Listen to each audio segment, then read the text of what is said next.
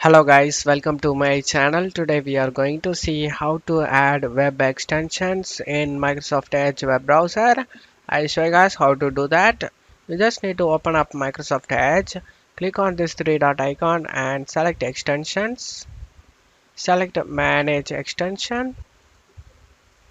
On left side you just need to select get extensions for Microsoft Edge. Click on it and this will open up Microsoft Edge web store.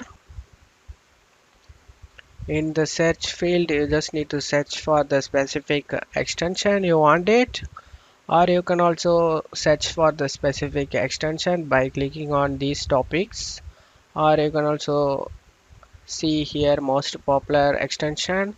For example, I'm gonna add this one guys, Gloom dark mode.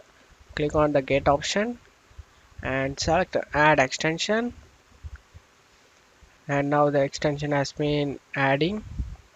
After getting added the extension, you just need to know how to access the extension. You just need to click on this puzzle icon and select the extension and access it guys.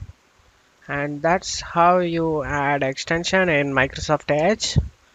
And I hope this video helped you guys. If the video helped you, don't forget to leave a like guys. You can also subscribe me and support me guys. Thank you.